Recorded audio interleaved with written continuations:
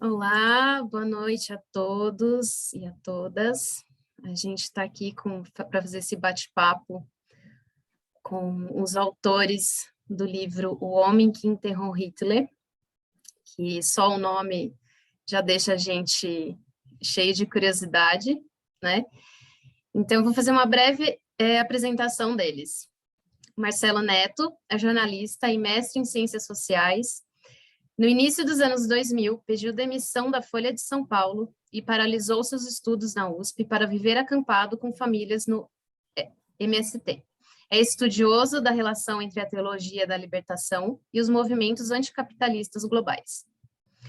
O Aldo Gama nasceu no ano em que o homem pisou na Lua, embora não existam provas de que os fatos estejam relacionados. O jornalista tem saudade da época em que os comentaristas entendiam do tema que tratavam. Suas limitadas habilidades artísticas permitiram que também atuasse anonimamente como ilustrador. Nós vamos abrir para as falas dos autores. Quem tiver dúvidas, perguntas, fiquem à vontade. As perguntas podem ser feitas pelo chat ou também podem abrir o microfone e participar de uma forma bem informal, como os autores pediram que fosse esse bate-papo. Então, a palavra está com vocês. Bom, vou começar aqui dizendo mais ou menos como essa história começa. Eu e o Marcelo, nós trabalhamos juntos na redação do jornal Brasil de Fato, né? Onde fomos abordados fomos não, ele foi, na verdade, por uma fonte que trouxe essa história que é espetacular, né? Que seria vamos dizer assim, o testemunho da última morada conhecida do Hitler, também conhecido como Nosso Amigo Bigode. E a partir desse momento a gente começou a ir atrás dessa história, né, para ver o quanto disso poderia ser verdade, porque nós temos a história oficial, que conta isso como absurdo, né, e a gente tem toda uma gama de relatos que dizem que ele foi visto em outras situações com o passar dos anos, tal. E é aquela história que quanto mais você procura, mais você descobre a respeito, né? Inclusive coisas absurdas, como saber que o próprio FBI continuou investigando as aparições durante muitos anos, o Stalin também continuou fazendo essa pesquisa. Então, quer dizer, mesmo os órgãos dos países estavam ignorando a história oficial e continuando a perseguir esse personagem, né? Isso era algo que a gente desconhecia completamente. Isso e parece que a América do Sul virou o jardim da infância dessas figuras, porque muitos deles fugiram para cá e a gente não tinha noção da quantidade de nazistas que vieram curtir uma aposentadoria por essas bandas, né? Então, tudo isso é real, documentado, mas que parece muito absurdo hoje a gente falando sobre essa situação, né? Então, eu parto eu sempre falo que o Mané é o Don Quixote e eu sou o Sancho Panza, porque eu sempre fui muito no embalo, mais pela brincadeira, pela aventura, do que em si por acreditar, porque é aquela coisa de São Tomé, né? Você tem a história oficial que diz determinada coisa e para você ultrapassar o senso comum é uma coisa muito difícil, né? Teve alguns momentos cruciais onde eu passei a considerar a possibilidade por conta de documentos, né? Então aí não se trata mais de uma crença, se trata de por profissão eu tenho que acreditar em provas, né, para poder dar prosseguimento. E nós tivemos contato com essas provas em algum momento de que no mínimo aquela história poderia ser possível. Então eu acho que isso confere ao livro um caráter historiográfico por conta desses detalhes que nós levantamos a respeito dessa história toda, e tudo pode ser conferido em outras fontes, não inventamos quase nada desse período, nós nos valemos apenas da linguagem do romance para conseguir transmitir essas informações, para deixar um tema que é muito sensível, por conta de ideologias, infelizmente, que estão retornando, e por conta do ceticismo que existe no tema, né? Então, a gente trabalhou ele de uma forma lúdica, vamos dizer assim, para levar uma mensagem histórica junto, né? Então, eu acho que é muito fácil para o leitor ele compreender o que é brincadeira e o que é história. E às vezes Então, não. Aldão, deixa eu entrar nessa daí, cara. Porque a gente Manda estava bala. conversando antes de começar e o papo estava rolando e a gente já falou já uns 15, 20 minutos antes com a Fabi, que está aqui. E o papo está um pouco esotérico, né? Porque é difícil não dar spoiler do livro, vocês ainda não leram o livro, então a gente estava até se perguntando o que vai poder falar, o que não pode falar. E o próprio título diz, né? O homem que enterrou Hitler. A pergunta é, mas onde que está o Hitler, então? Onde é esse endereço? Bom, o endereço está no livro. Então, nós fomos nesse endereço, que é fruto desse testemunho de um homem que nos procurou em 2007. Então, já são 14 anos, né? E ele veio com um depoimento garantindo que ele esteve no funeral de Hitler em 1973, mas que na prática Hitler teria morrido 2 anos antes. Porque nessa cerimônia ele escuta alguém falar, em fevereiro vão se completar 2 anos que Hitler já faleceu. Então, na verdade, a morte acontece em 71, e aí então ele é enterrado e depois desenterrado e enterrado num lugar definitivo. Nós fomos a esse lugar definitivo, passamos 4 noites lá, hoje é um hotel alemão, essa informação já foi dada pelo Correio Brasiliense em 2014, quando a gente está tentando fazer com que essa história venha à luz, né?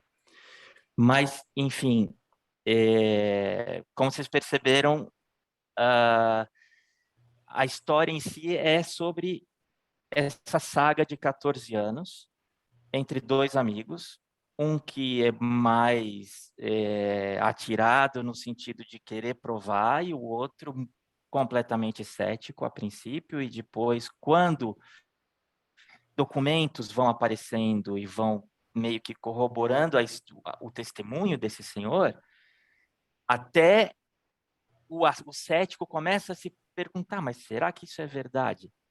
Então, a gente cita várias pessoas ao longo desses 14 anos, então nós citamos o Walter Salles, citamos o presidente do Paraguai. Isso tudo é verdade, né? Mas quando o leitor tomar contato com o livro inicialmente, é bem possível que ele se pergunte, mas será que é verdade? Né? E o nosso objetivo é justamente deixar o leitor nesse limite entre ficção e realidade, porque a gente também não quer cair na teoria da conspiração, que já existe a respeito do tema, né? Então, antes do livro, nós havíamos tentado fazer um documentário com o Walter Salles, né? Então, de fato, o Walter Salles nos apoiou durante os primeiros anos, pagou nossas viagens para ir para o Paraguai, pagou viagem para ir para a Argentina, para tentar provar o depoimento. E nós, de fato, falamos com o presidente do Paraguai também. Então,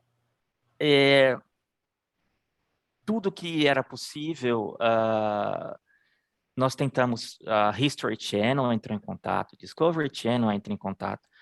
Nós escrevemos um capítulo com algumas informações num livro argentino de um dos jornalistas que investiga isso já há muitos anos.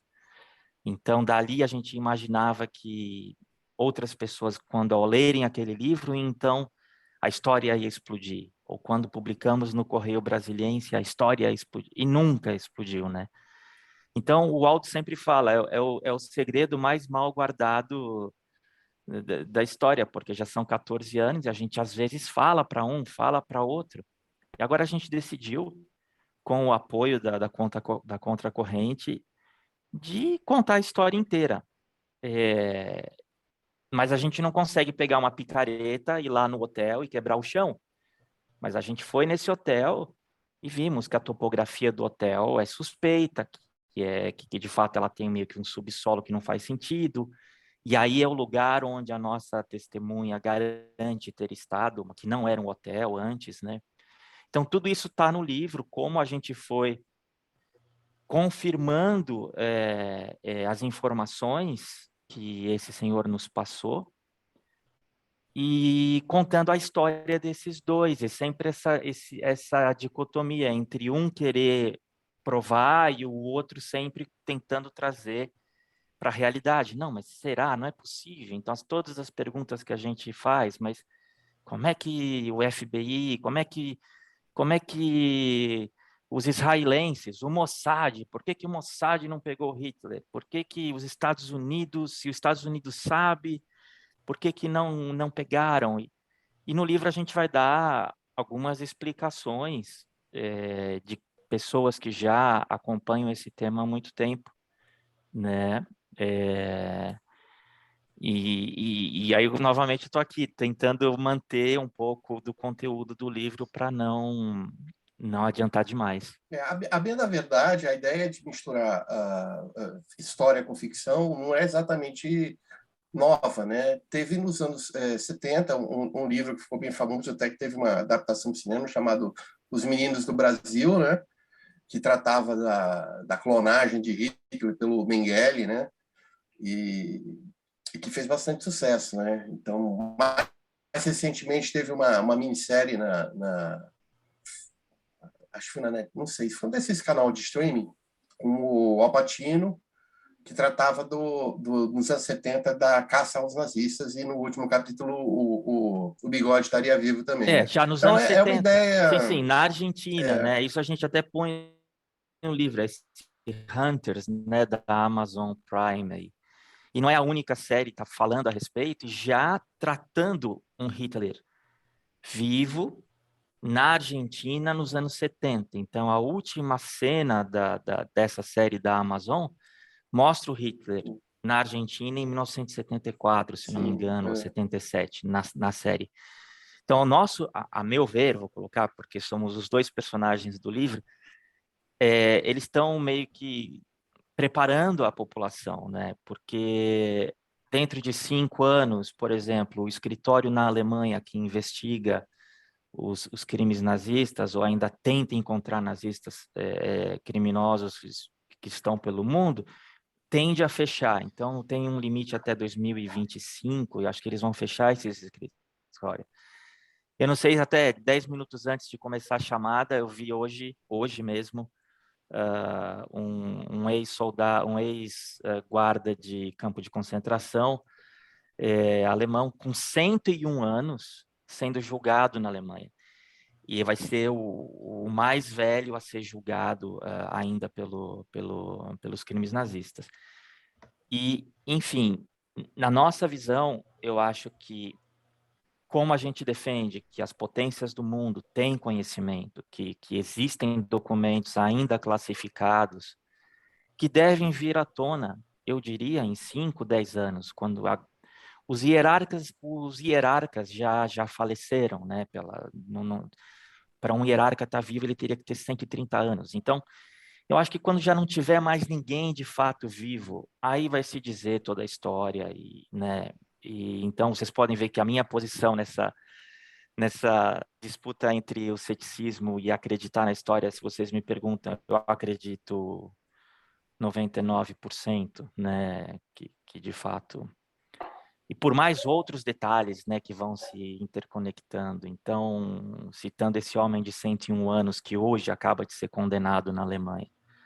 A nossa história e a nossa investigação nos levou a uma feira de rua na cidade Dutra, né, que a cidade Dutra é um bairro de São Paulo, onde muitos alemães foram morar, e de acordo com a nossa testemunha, as famílias que tinham vivido com Hitler no Brasil durante um período, no Paraná, quando elas foram expulsas do Brasil, uma parte delas foi para a cidade Dutra. Então, nós fomos com a nossa testemunha numa feira de rua domingo de manhã na cidade de Dutra, isso em 2007. E lá nós encontramos um senhor que tudo leva a crer que estamos prestes a aprovar. Aí sim, não é ficção e seria uma realidade, de fato, estamos prestes a aprovar que ele é um dos que era do círculo, dos que eram do círculo íntimo e que, com a versão mais crível hoje em dia, escapou com Hitler do bunker, né? Então, e eu digo, por que estamos prestes a aprovar? Porque nós estamos coletando... Por causa de vocês, o amanhã há de ser melhor. Diferentemente do nosso livro. Ok?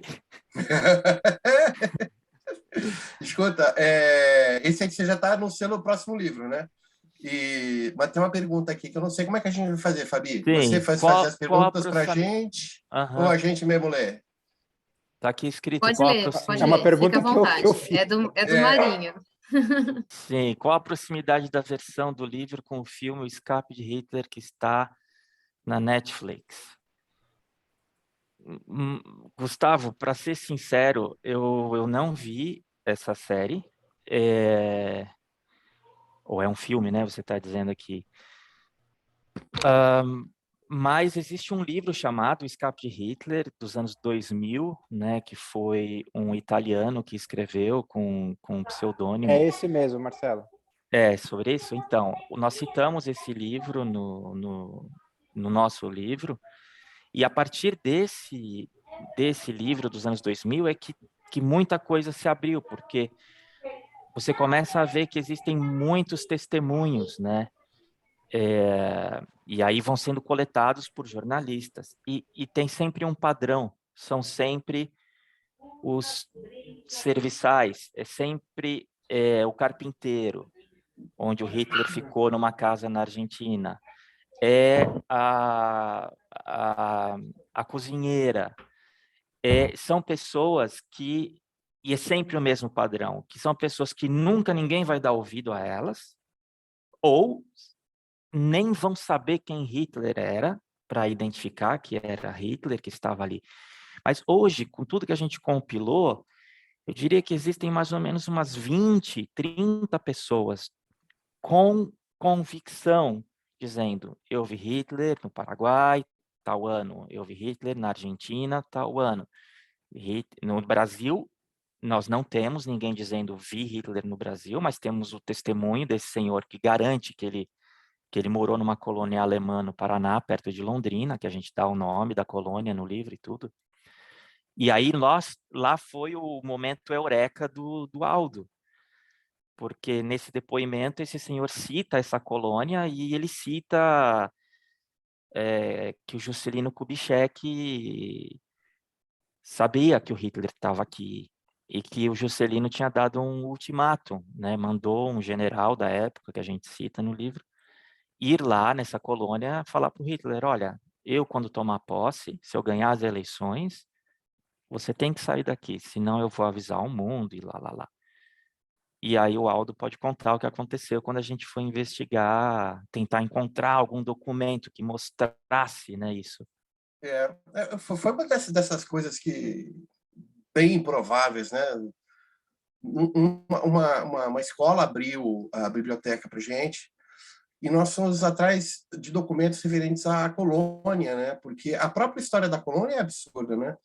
Eu falo que assim, essa história tem detalhes tão fora da casinha que você imagina que judeus fugindo do nazismo na Alemanha dão um jeito de conseguir comprar terras no Brasil, no interior do Paraná, o que na época era um lugar sem desenvolvimento urbano nenhum, e eles vão e vizinho monta uma colônia, e vizinho essa colônia tem uma colônia nazista. Você imagina quais são as chances, quais são as probabilidades disso existir, né? Isso é absurdo demais. Se eu fosse bolar um negócio desse, eu não ia para frente, porque eu acho muito pouco provável que alguém achasse interessante, né, essa combinação. É muito fora do padrão. E é absurdo. E você tem registros fotográficos de pessoas usando a bandeira nazista, você tem informes de escolas que que pregavam ideologia e tinham fotos do Hitler e tal. Então, assim, como herança maldita disso, nós temos até hoje no Brasil um movimento nazista muito forte, né? Principalmente na região sul, né? Mas, Aldão, como é que você estava lá nos documentos? A gente foi Sim, sim, sim. fomos no Instituto Alemão, em São Paulo, do Berigivesei. Instituto... Fomos parar lá, assim, fique claro que você sempre se questiona do meu não envolvimento, isso foi feito num domingo de manhã, Verdade. época, né? Esse é o tom do livro, porque aí quando vocês vão perceber, né? Porque o Aldo é o narrador do livro. Obviamente, e não sei se ele... o herói da história, né? Não sei se ele já claro. cometeu o ato falho de me chamar de Mané, que são também referência ao Mané, mas também a Marcelo Neto. Essa brincadeira veio mais de mim para tirar um pouco o peso do Mané. Mas na história, de fato, é ele, o narrador, e ele falando com o Mané. E tem essas duas personalidades. Mas, enfim, aí você chega lá... Se fosse os anos 90, era o Mulder e Scully, né? Eu acredito e eu quero acreditar, né? Mas aí a gente foi lá nessa escola e, no meio desses documentos, a gente viu uma série de coisas meio absurdas, de documentos de referentes a partido nazista, e principalmente nós encontramos esse bilhete do Juscelino, comprovando que ele havia passado exatamente naquela colônia, como a nossa testemunha tinha afirmado. Então, para mim, foi uma confirmação de algo que eu sempre achei muito improvável. Não então... só passado, no mesmo momento, exato. numa campanha presidencial tremenda, o que ele foi fazer no Cafundó, lá de uma colônia alemã, 3 meses antes da eleição. Então, isso é só um exemplo de como são os documentos que a gente vai encontrando, como um outro, por exemplo, a nossa testemunha, que se chama Fernando, né? Mas também aí já é um spoiler, porque no livro a gente foi chamando ele de Senhor F, Senhor F, Senhor F, aí lá na página, sei lá, 70. Senhor Fernando, o que o senhor... Então, existem várias tiradas assim no livro, até com relação à localização, né? Não quero dar o spoiler.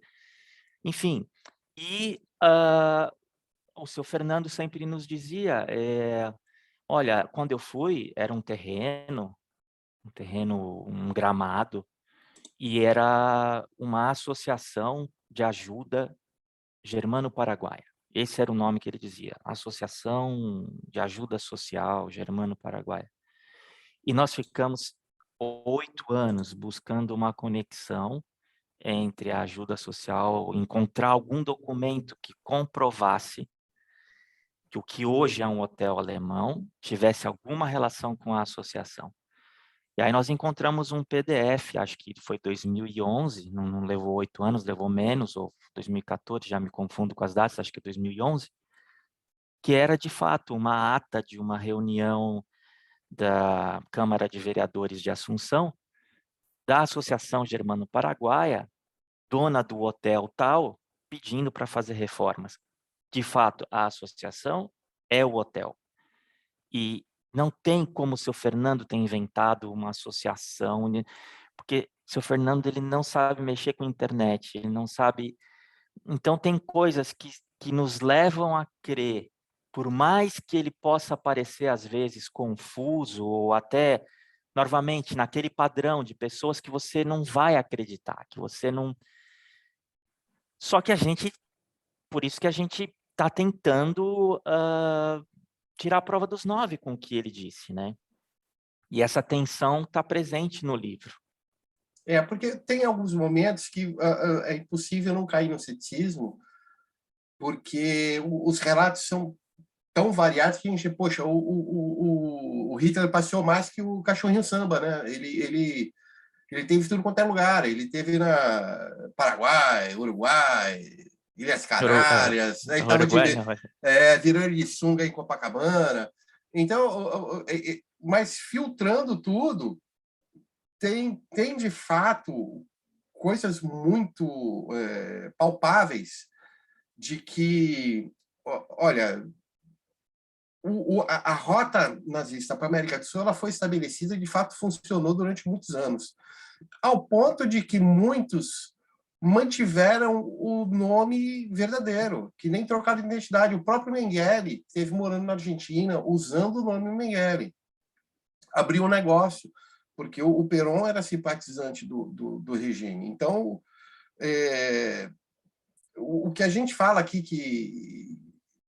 que parece absurdo, não, na verdade, isso é história, isso está lá, isso aí não fabricamos, não precisou de imaginação, não, isso aí aconteceu, isso são fatos. E agora, o principal, que acho que o Marcelo depois pode explicar com mais calma, é que antes se julgava todo esse processo como absurdo porque tínhamos provas cabais da morte do Hitler. E no começo da década foi comprovado que a prova ela era fake total, que se apresentava um crânio como sendo o crânio de Hitler, e esse crânio foi comprovado que não era dele, e não só não era dele, como era um crânio de uma mulher. Então, isso aí já era um passo assim, que de prova concreta da morte dele não existe uma. O que a gente tem são relatos que até que os relatos da época são confusos.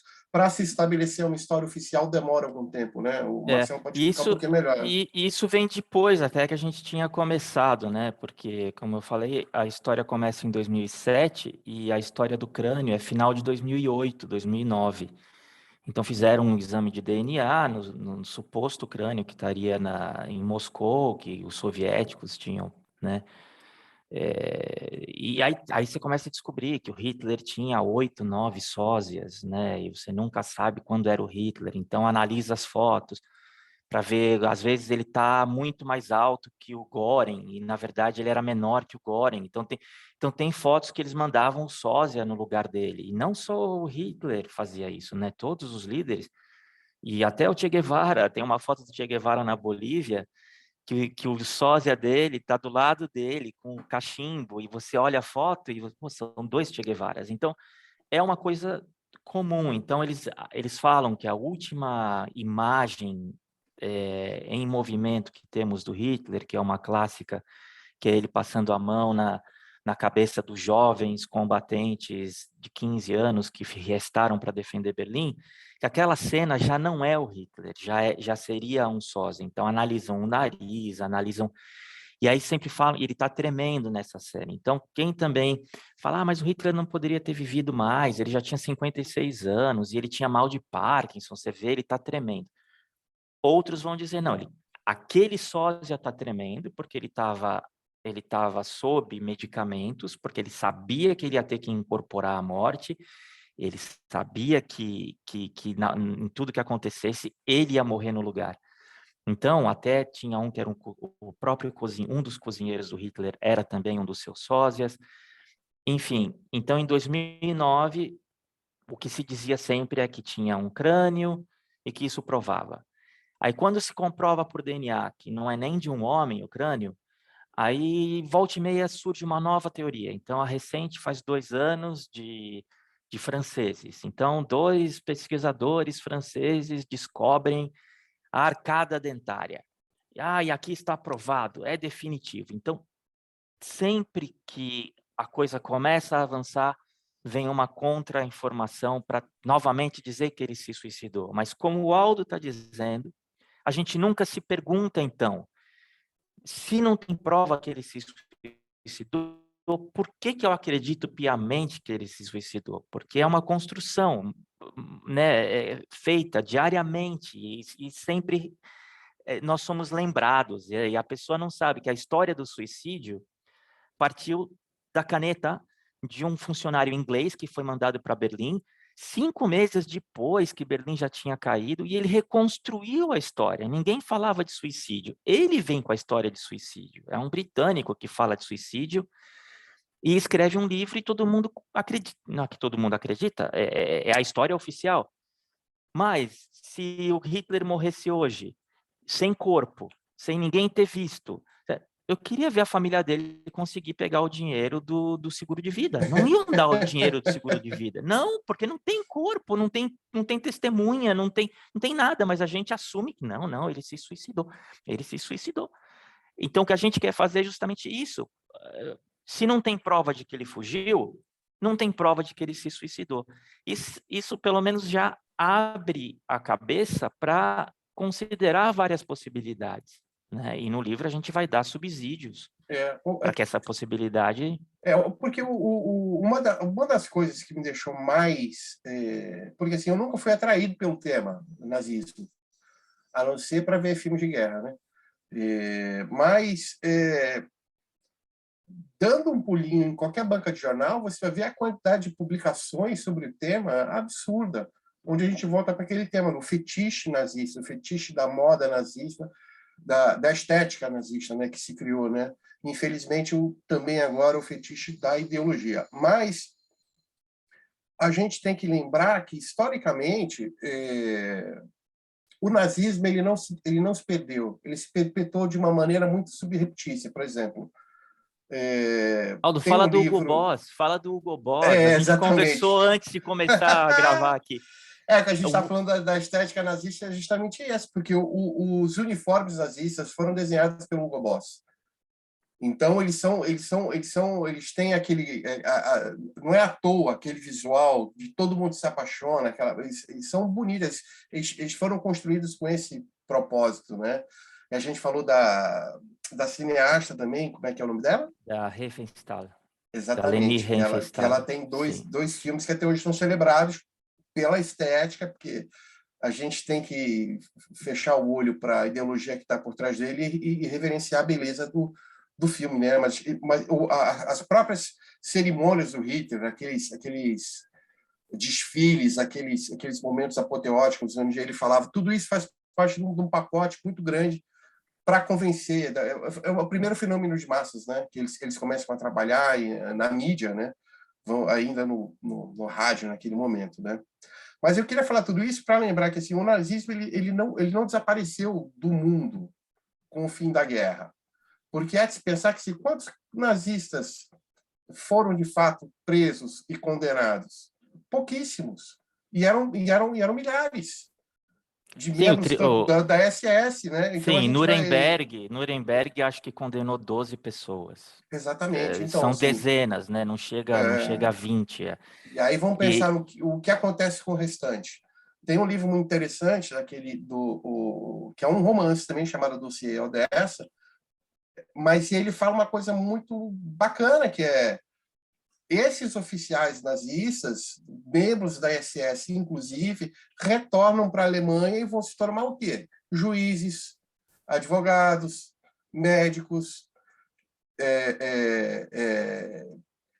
policiais, juízes. Então, eles continuam dentro da sociedade alemã como representantes, né, ideológicos, só que dessa maneira inseridos dentro do contexto social. E, ao mesmo tempo, ao final da guerra, hoje é conhecido nos canais todos, esses... Operação Paperclip, por exemplo, que tem até filme a respeito, que os Estados Unidos recolhem as principais cabeças nazistas, os cientistas, e os leva para... para a NASA, para todos os lugares, né? Onde se costuma falar que quem chegou na Lua foram os nazistas, porque o responsável pelo projeto Von Braun era o cientista nazista, né? Exato. E eu não sei, assim, se a gente abre para perguntas, porque já deu, a gente combinou de tentar manter em 1 hora e não sei o que você acha, Fabi. Eu quero aproveitar, eu quero fazer 2 perguntas para vocês. Seguindo essa linha de que tudo sempre foi muito bem construído, né, principalmente essa parte estética, né, da história dele, dentre esses testemunhos que vocês pegaram de que souberam que ele passou pelos lugares, qual era a forma que ele estava? Se ele estava disfarçado, se ele mudou a estética dele, como que isso se deu? E a minha segunda pergunta por que vocês resolveram publicar esse livro agora? Respondendo a primeira, então, parece que há um consenso que ele tirou o bigode, né? Então, quando ele é visto em Bariloche em 1967, ele não tem o bigode. Já quando ele está fugindo de Berlim, existe um outro livro de 2008,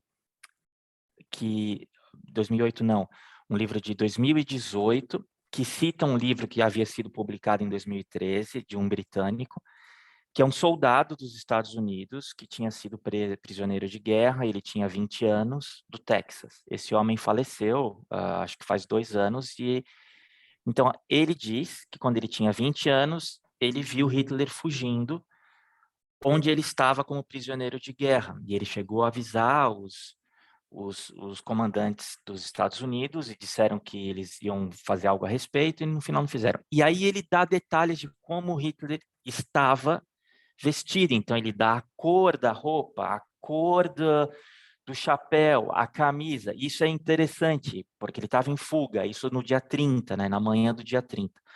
Porque tudo leva a crer que, de fato, Hitler escapa na noite do dia 28. Então, e aí ele sai, né, tem todo o trajeto no livro.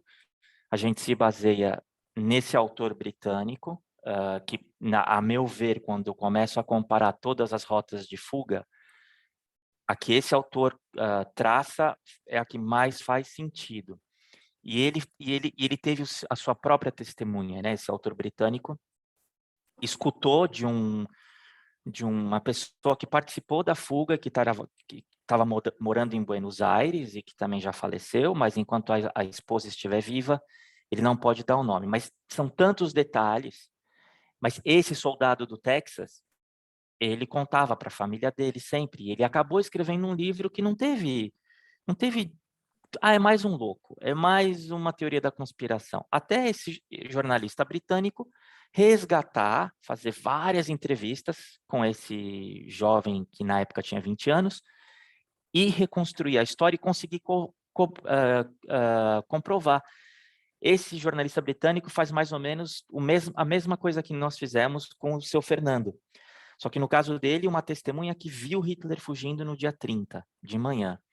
Respondendo a tua pergunta do livro, tá tudo aí, mas não vai, a história não aparece. Então, como a gente já chegou a dar a localização do hotel onde ele estaria enterrado, já em 2014, a gente falou para algumas pessoas, a gente falou para o presidente do Paraguai, a gente já tinha espalhado, chegou um momento que, tudo bem, se não for a gente que está dando o furo, a história é o que interessa, se de fato conseguirmos provar, né? Então, foi o que nos restou como digo por mim, não, o Aldo talvez tenha uma visão um pouco diferente, porque para ele foi de fato uma viagem na narrativa, mais na ficção, como romancear, como eu falei, para não cair na teoria da conspiração, mas ao mesmo tempo deixar o leitor na dúvida. Então, para nós, o livro, eu quero crer que é um pontapé para outras coisas, que outras pessoas então comecem a falar. De fato, eu sei dessa história eu ia falar o nome da cidade do Paraná. Eu sei da história da colônia alemã do Paraná. Eu já escutei essa história da cidade Dutra. Esse homem que vocês estão dizendo, que fugiu no avião com ele na primeira escala de Berlim, porque de acordo com a nossa versão, que é baseada nesse jornalista britânico, Hitler sai na noite do dia 28, num avião pequeno de Berlim. E ele não sai com a Hannah Reich, como todo mundo sempre diz, que era uma pilota alemã, que também sai de Berlim na mesma noite. E antes de morrer, ela ainda diz, dos anos 70, será que não fui eu que tirei Hitler do bunker? Então, a própria pilota, que sempre sempre se alegou que ela tirou Hitler de lá, ela morre, deixando todo mundo na dúvida. Na biografia dela, ela volta a escrever nos anos 70. Quem sabe fui eu que tirei ele de lá. Então, todo mundo sabe que ele saiu de lá. E na versão que esse homem contou para o jornalista britânico, ele sai num avião pequeno, só sobrevoa 80 quilômetros para poder sair de Berlim, ele para numa base aérea nazista, né, alemã, em cima do rio Elba, 80 quilômetros, e depois ele pega outro avião, e aí vai para a fronteira da Áustria. Da fronteira da Áustria, ele passa pela Espanha, e depois ele vai para Ilhas Canárias, e aí ele vem para a Argentina, até chegar na colônia do Paraná. Mas esse senhor que nós encontramos na feira, na cidade Dutra, é um dos que estavam com ele nesse trajeto inteiro, porque então a gente pode de fato estar contribuindo, se conseguirmos provar que o homem da cidade Dutra é quem nós pensamos, na versão mais crível hoje em dia da versão de que ele de fato escapou, esse homem da cidade Dutra fugiu com ele no primeiro aviãozinho. A gente até fala no teco-teco. Ele saiu de teco-teco com o Hitler, junto com a Eva. Então era Hitler, Eva, piloto e esse homem.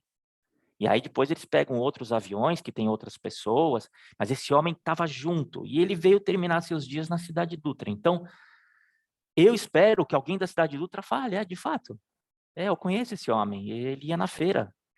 É verdade. A gente espera que crie esse ambiente para as pessoas começarem a falar, porque a gente já chegou a um momento de descendentes de nazistas conhecidos que ou já são 2, 3 gerações adiante, ou eles vão abrir a boca por dinheiro, a gente já vê isso acontecendo na Argentina, eles vão abrir a boca para ou vender a memorabilia que eles têm, ou por fama, ou porque já não tem mais nenhuma relação com 2 gerações passadas. Então, a gente já começa a ver esses casos de familiares, netos, bisnetos, que começam a contar as histórias que antes eram segredo de família. Tem 2 coisas sobre o momento, né, do livro está saindo, né? A principal dela foi que nós finalmente conseguimos encontrar uma voz que balanceasse as nossas ambições com relação a isso. Porque desde o primeiro momento sempre foi para o Marcelo, olha, essa história é espetacular. Você escuta o depoimento dessa nossa fonte e é uma história maravilhosa, porque a quantidade de... Eu brinco com ele, parece o Forrest Gump, porque ele participa de vários momentos históricos ali, né? Mas se pensar bem, alguém que nasceu nos anos 40 e teve essas andanças, ele de fato morou no Paraná, ele teve contato com essa colônia, esse senhor viveu, ele viajou bastante, né? Então ele teve, a história dele pessoal teve misturada com essa história de uma maneira ou de outra. Então eu mesmo como do ponto de vista ficcional, eu sempre achei uma história maravilhosa de se contar. E outra, quem não é fascinado pelo aspecto da Segunda Guerra, né? São do modo mais triste possível. E eu acho que assim, nunca é demais aproveitar qualquer oportunidade para falar que o nazismo é uma coisa ruim. Né? Eu acho que isso é meio óbvio, mas hoje em dia é primordial. Olha, gente, não é legal não, viu? Olha o que acontece quando você dá voz para esse tipo de gente. Olha o que acontece. Né? Esse é um aspecto. O outro, com relação a encontrar linguagem, é que nós encontramos um jeito de, como o Marcelo sempre fala, da teoria da conspiração, que é algo perigoso, porque tem muitos livros que fingem que tratam o assunto de maneira historiográfica, e, na verdade, é muita suposição, sem averiguação de fatos e datas. Então, nós fizemos o caminho oposto. A gente verificou primeiro datas e possibilidades e criamos esse campo fértil para você poder perceber claramente, olha, isso aqui é fato, isso aqui não é um...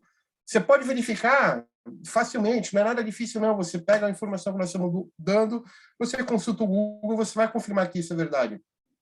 Por mais absurdo que seja, é verdade, aconteceu. Então, eu acho que...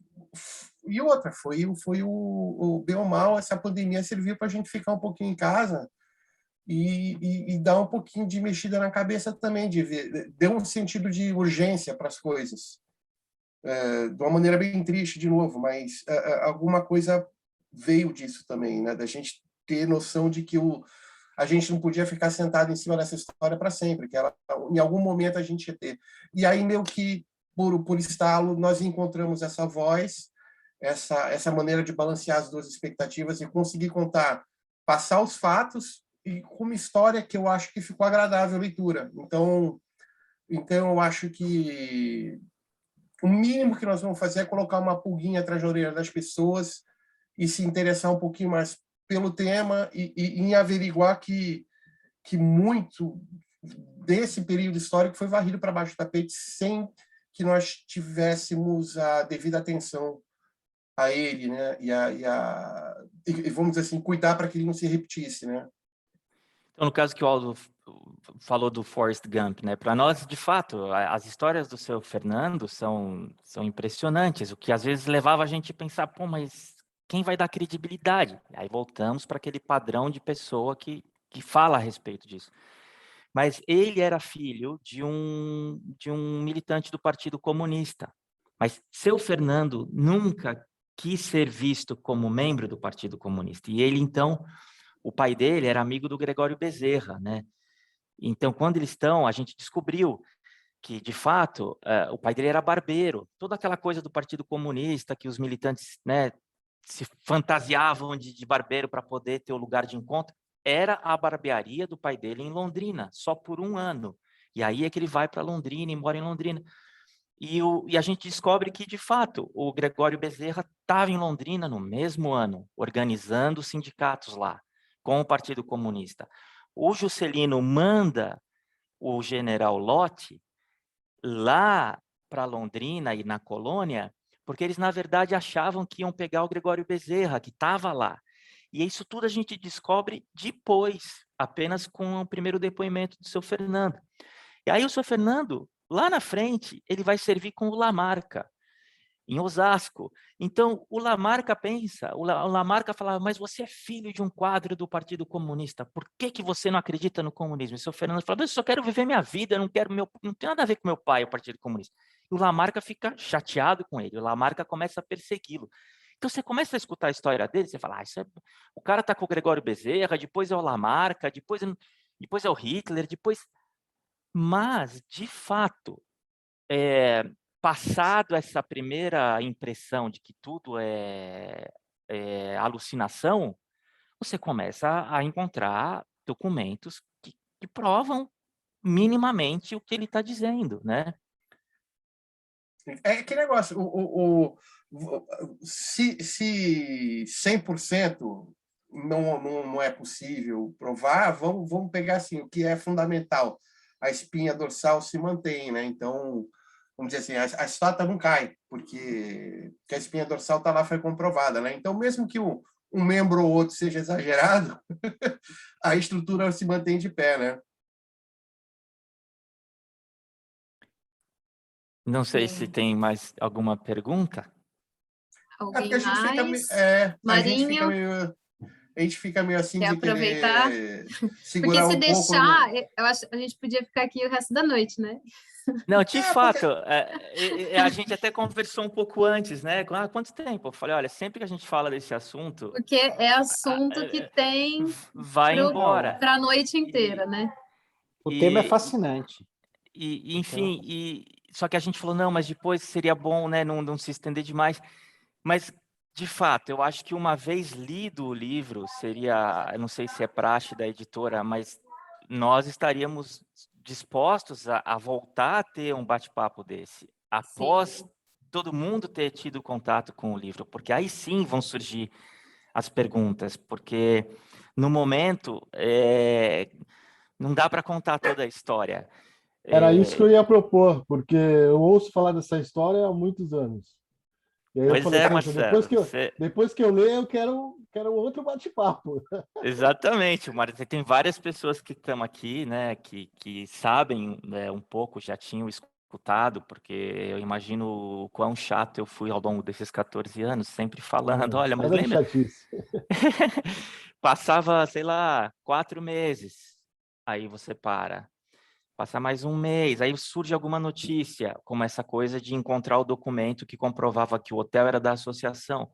A cada 6 meses eu Google.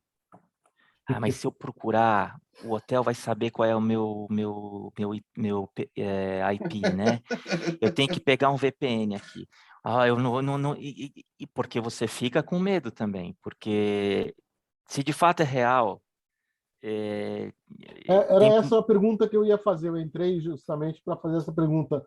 O quanto a segurança de vocês emperrou em toda a investigação? Acho que isso é interessante, que assim, a gente sabe de casos de jornalistas que começam a investigar alguma coisa que o negócio, principalmente nesse aspecto, nesse assunto, né?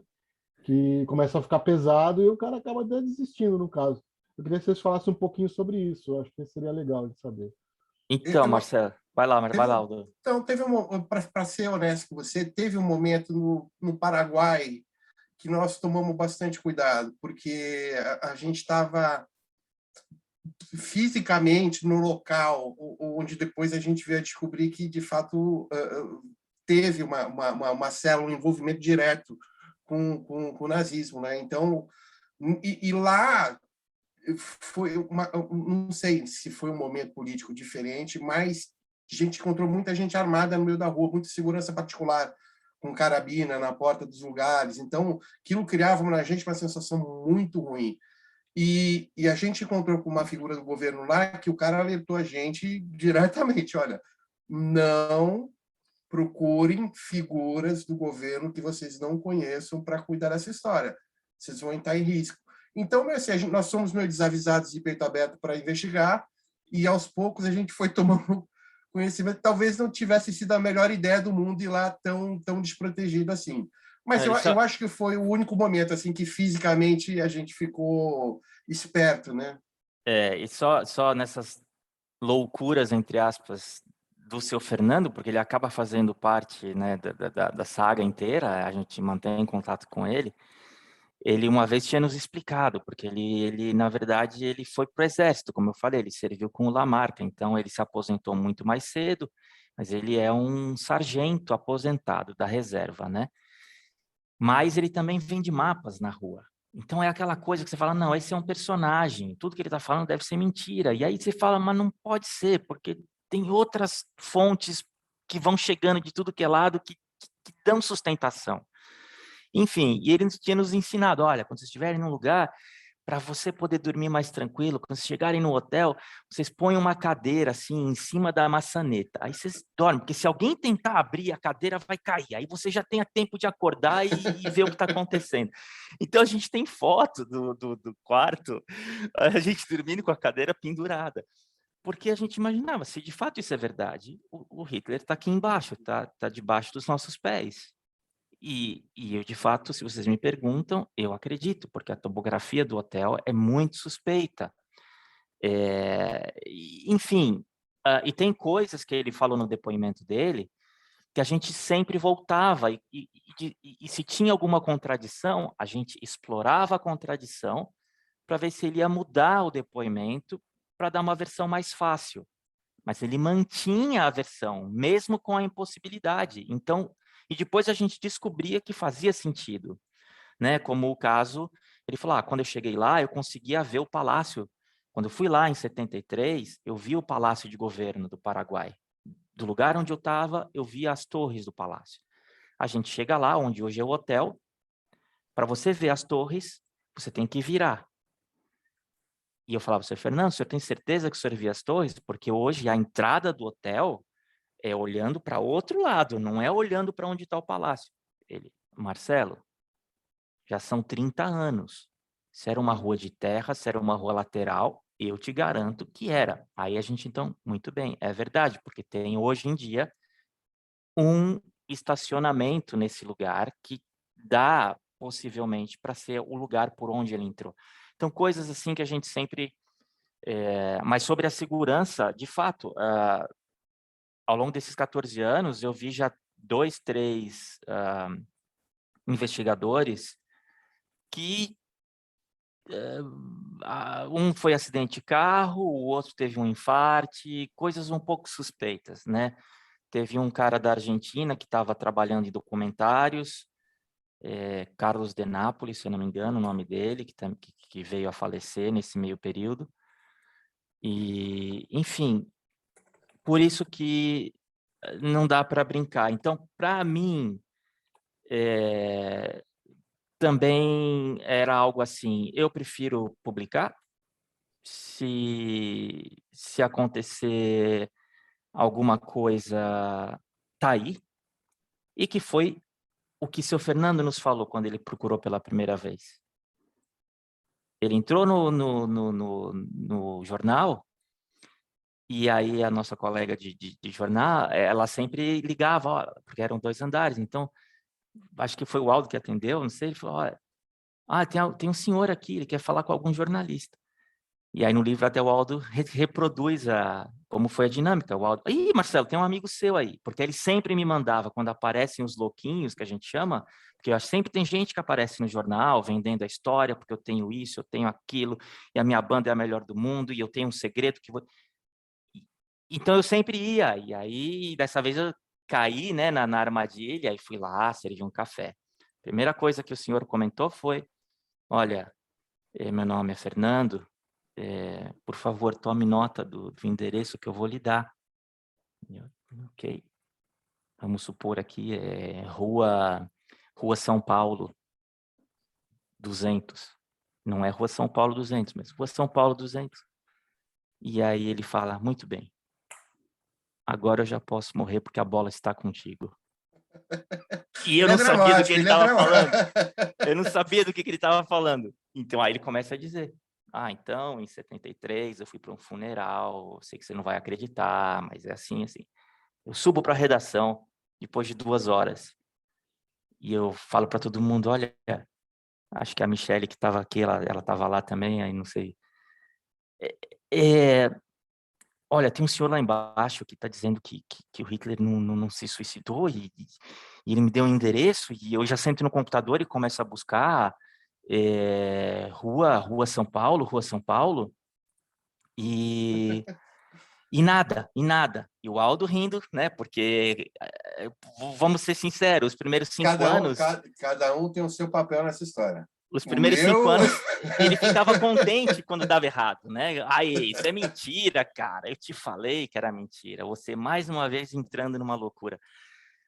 E aí eu, rua. E eu, não, mas 30 anos. Talvez virou avenida. Avenida São Paulo. Tum. Hotel Alemão. Venha saborear a cortesia paraguaia com a a cortesia paraguaia com a hospitalidade alemã. Falei, caramba, é um hotel. Mas seu Marcelo, Fernando não... você respondeu adiantado aqui a pergunta se existe alguma divergência entre nós com relação à história. Não, Você está respondendo adiantado. Bom, ainda existe com relação a possibilidades futuras, né? Se ainda está lá, se não está, porque tem muita coisa que a gente ainda não sabe. O que eu sei dizer é que hoje eu sou aberto à possibilidade. A nossa divergência seria essa. Ele tem 99% de certeza de que existe, de que aconteceu dessa maneira, e eu hoje acho que é possível que tenha acontecido dessa maneira. E antes eu diria que não existe essa possibilidade. Então, eu acho que precisou de muita historiografia aí para eu chegar nesse lugar. Então, mas hoje eu fecho com ele nesse sentido de que é possível, sim, é possível. Eu digo como jornalista mesmo, é possível que tudo seja verdade. só um detalhe, a Alemanha nunca considerou Hitler morto oficialmente. Vem considerar 10 anos depois, acho que é em 56, pela ausência de corpo. Por 10 anos, Hitler não se suicidou para a Alemanha. Não é... E, de novo, você falar que a CIA manteve a investigação aberta em busca dele até os anos 70 e a KGB até um pouquinho mais adiante. Não, e aí você pega a análise dos todos os documentos do FBI e da CIA, você hoje tem alguns que já foram desclassificados. Então começa, depois de 45, a cada ano, 3.000 documentos, 2.000 documentos, 3.000 documentos. Lógico, tem muita coisa que é absurda, né? Só que aí, quando chega lá para 72, 73, que é quando ele morre, 71, né, a morte, cessa. Por azar, né? Tinha uma média de 1.000, 2.000, 3.000, 2.000, 2.000, 3.000, 73, 20. E aí você pega um historiador paraguaio, que também escreveu um livro, Hitler no Paraguai. Ele tem contato com as lojas maçônicas do Paraguai, que faziam o apoio ao Stroessner, que o Stroessner também era de origem alemã, o Stroessner é que deu a entrada para o Mengele, que deu a entrada para todo mundo, com documentos, com o próprio nome.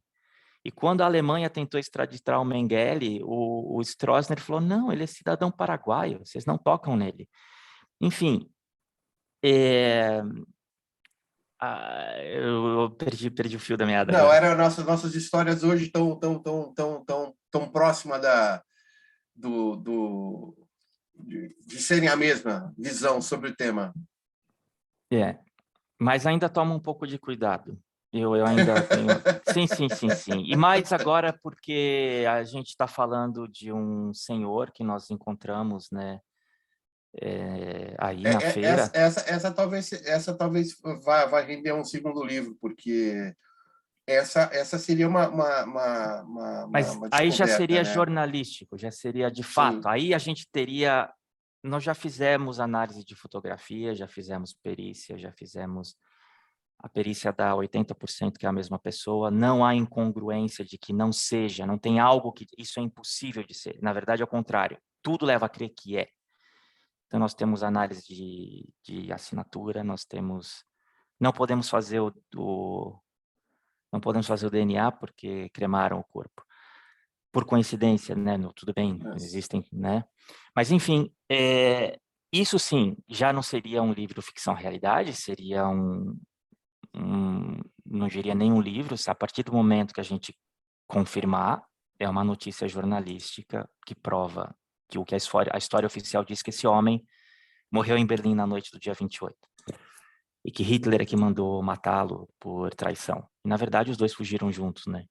E a gente encontrou ele em São Paulo. Existem ainda muitas histórias ligadas, porque, sabe, caixinha de Pandora, né? A gente vai abrir e não vai parar de sair coisa lá de dentro, porque, como eu digo, muita coisa foi varrida para baixo do tapete, sem ter tido a devida investigação, porque naquele momento histórico foi interessante que isso acontecesse, principalmente para as principais potências envolvidas, né? Rússia e Estados Unidos. O que se pergunta é qual foi, além dos cientistas, né, que não foram só os Estados Unidos, mas a Rússia, a União Soviética na época também se aproveitou dos cientistas, né? A China também teve um momento também. Então, os cientistas estavam aí a Deus dar quem quiser receber, e a Argentina queria recebê-los. Então, o Perón criou um programa à la Paperclip para receber os cientistas, e ele teve um programa nuclear com cientistas nazistas, e o ministro da aeronáutica do Perón era um ex-piloto de guerra nazista.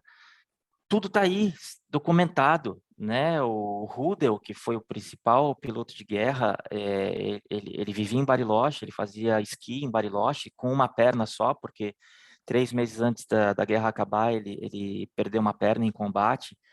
Aí tem um vídeo no YouTube que você pode ver, colorido, quando ele se entrega aos britânicos, porque teve um acordo na entrega, né? Hitler não fugiu apenas... eles tentaram até o último minuto convencer que o problema era a presença física de Hitler, mas que o nazismo não era um problema para os Estados Unidos. Para os Estados Unidos, ele podia se aliar ao nazismo, que não podia... O inimigo real era o comunismo. Então o Himmler vai nessa, amando de Hitler, tentar negociar com os Estados Unidos e dizer, olha, vamos acabar com a guerra, não vamos falar para a União Soviética, né?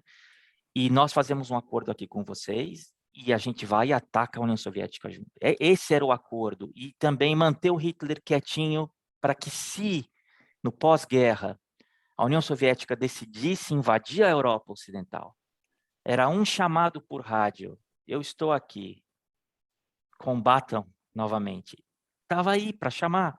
Então, tinha interesse durante a Guerra Fria de tê-lo ali, mas era impossível tê-lo presente para qualquer acordo de paz com os Estados Unidos. Então, no livro, a gente explica como esses acordos atrás das cortinas tinham o consentimento do Hitler, como tudo foi tramado para parecer que o Himmler e o Göring estavam traindo Hitler.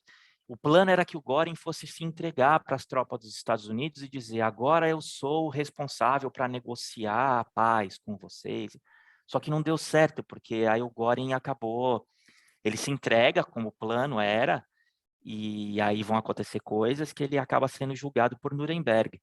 Mas o engraçado é que todo mundo se entregou, quase todo mundo se entregou para a tropa dos Estados Unidos. A maioria. Sim. Tudo ali na fronteira com a Áustria. Porque todo mundo vem para a fronteira, né? Porque o Hitler vinha daquela região.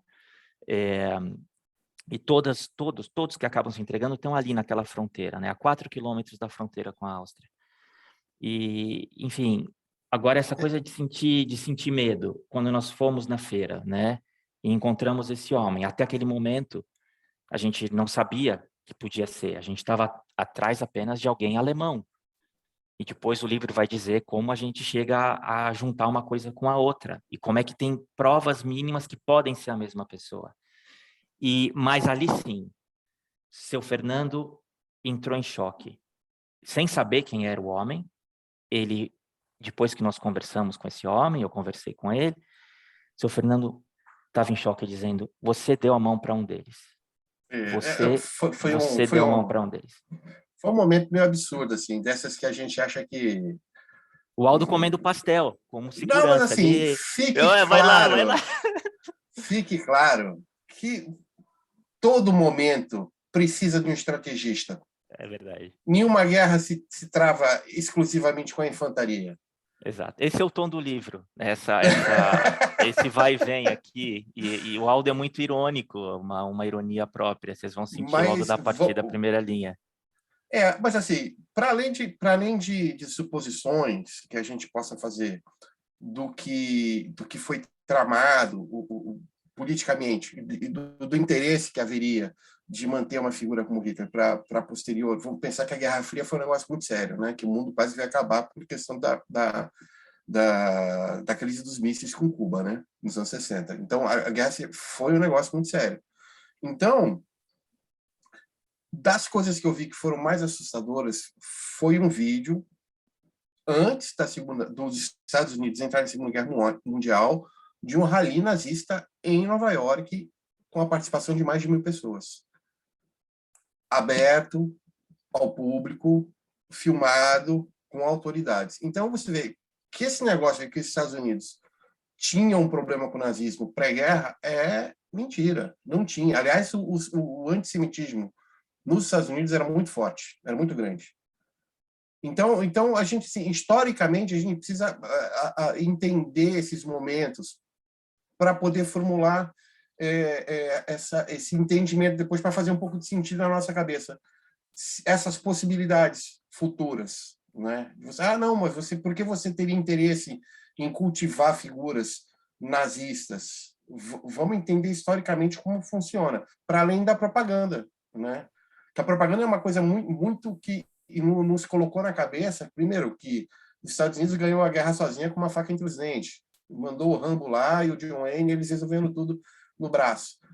E ao passo que o processo para os Estados Unidos entrar na guerra não foi imediato.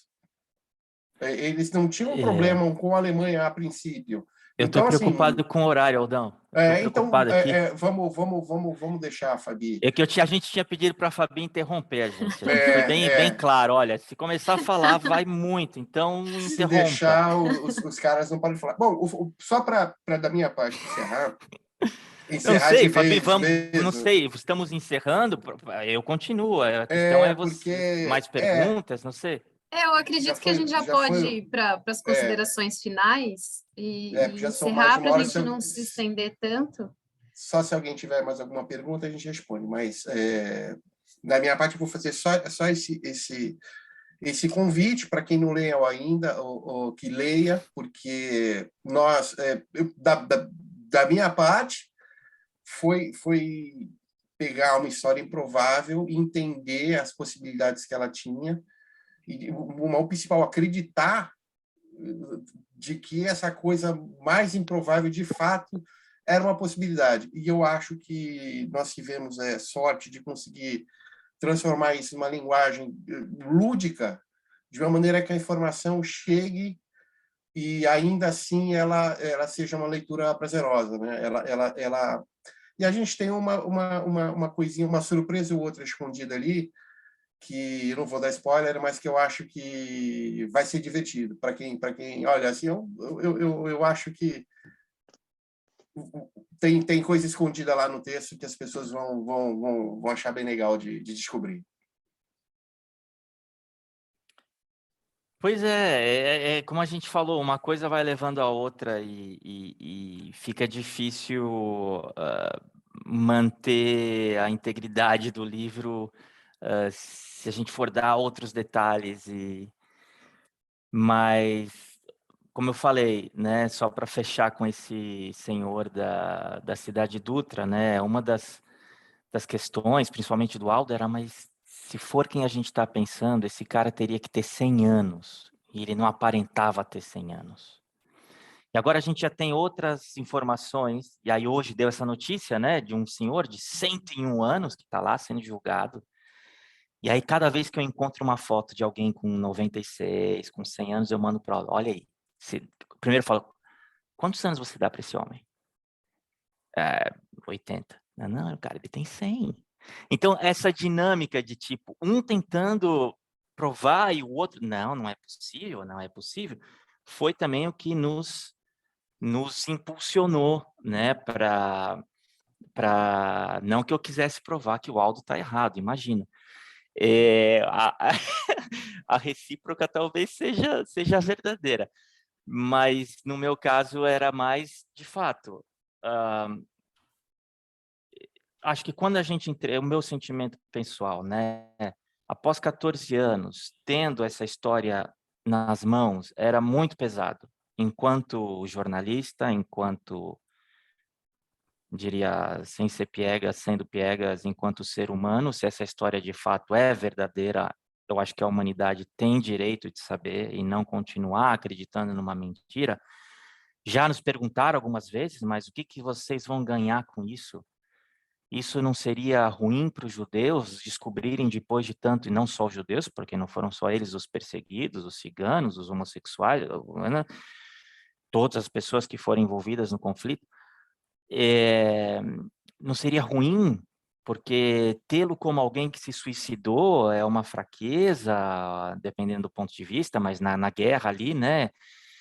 Bom, ele foi fraco, foi covarde, enterrou. Aí você vai reabrir essa ferida. O que você vai ganhar com isso? Então eu sempre respondo, mas eu não quero ganhar nada. Eu só não quero ser enganado. Eu só acho que a história merece ser contada. E a gente sabe que a história é contada pelos vencedores. E a gente sabe que são versões da história que prevalecem, né? Tem aqui pessoas mais capacitadas no ramo da história que podem falar. A gente tem consciência disso, mas o meu dilema era ter isso guardado por 14 anos e morrer, assim como o seu Fernando nos falou. A bola está contigo, agora é com vocês. A gente pôs o endereço do hotel no livro. Tá lá. A bola tá aí. E te juro, quando eu mandei o primeiro PDF para a Contracorrente, o texto finalizado, né, quando o Aldo, a gente terminou o texto, além de ter saído um peso assim,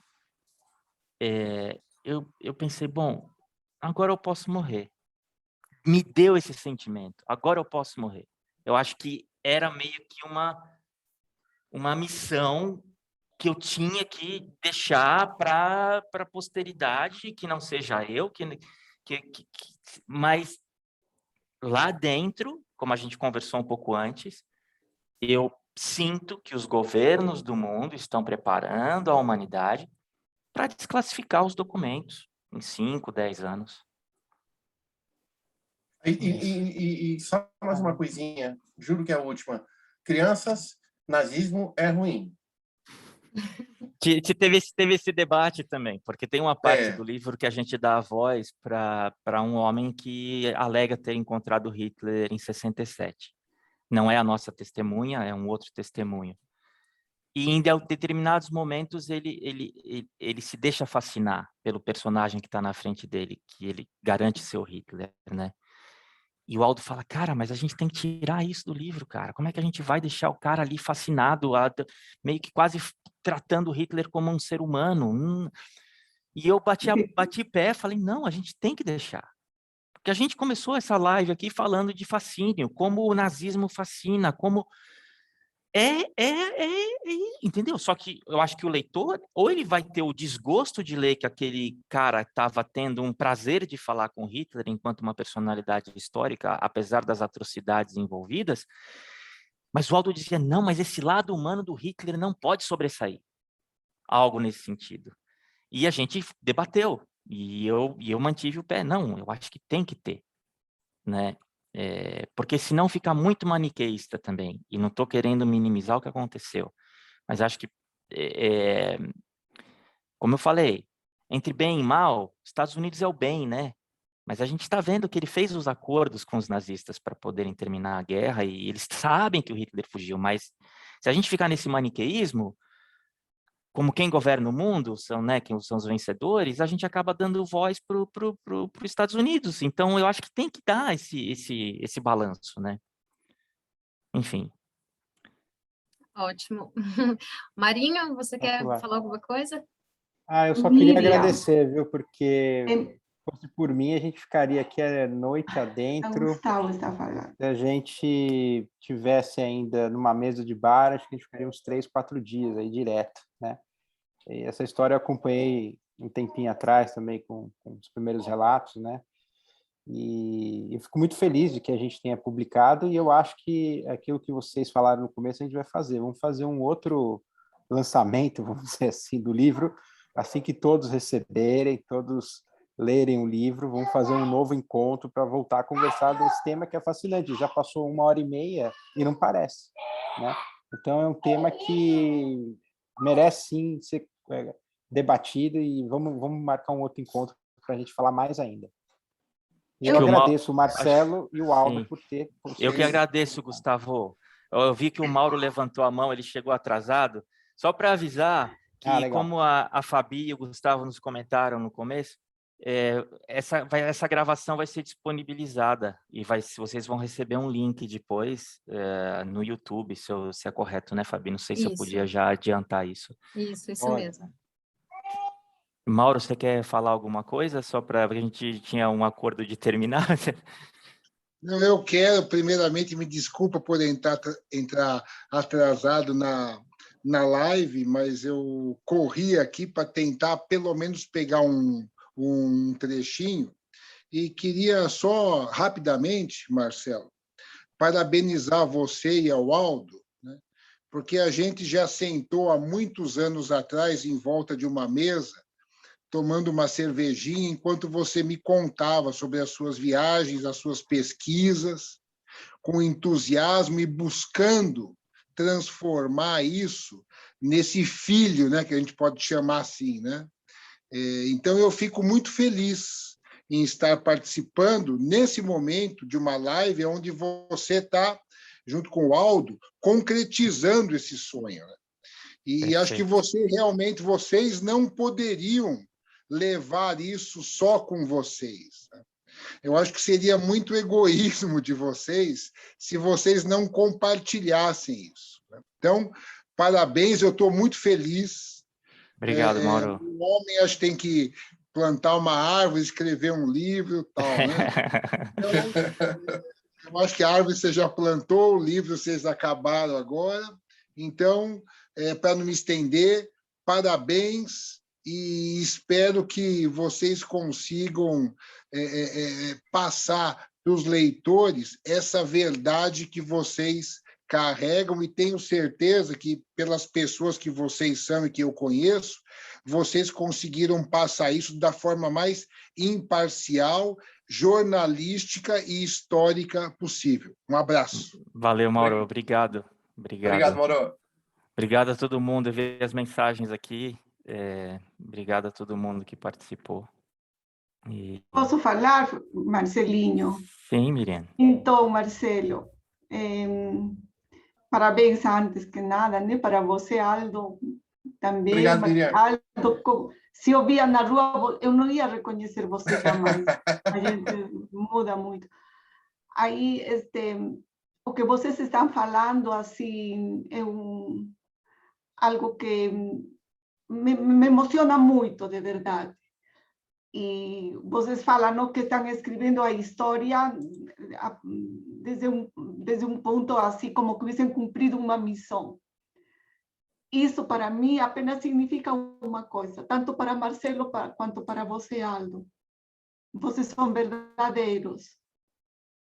E sempre foram verdadeiros. O Marcelo, então, imagina. E por esse motivo demoraram tanto em escrever e também não quiseram ficar com isso tudo dentro de vocês. Obrigado, Miriam. Eu fico muito feliz, muito contente de participar deste momento histórico para a vida de todos nós. Um beijo. Exatamente. E obrigado, Miriam. Imagine se isso aqui de fato for comprovado. Vocês estavam aqui na live onde a história foi contada em primeira mão. Obrigado mesmo. Muito bem. Acho que todos. não tinha uma forma melhor de encerrar isso do que com esse depoimento da Miriam. Fechou com chave de ouro. Para a gente foi um prazer recebê-los nesse pré-lançamento, nesse bate-papo que foi tão gostoso. E agora a gente vai esperar ansioso pelo lançamento oficial, né?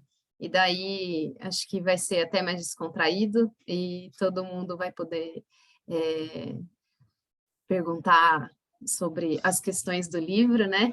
E vocês vão conseguir falar de uma forma mais aberta, sem medo de dar tantos spoilers. Muito obrigada, em nome da editora. A gente agradece a presença de todos que participaram e a gente espera todos vocês numa próxima. Parabéns. Obrigado, Adriana, Michele, Gláucia, Rudy, Marcelo, Vânia. Tchau, obrigado.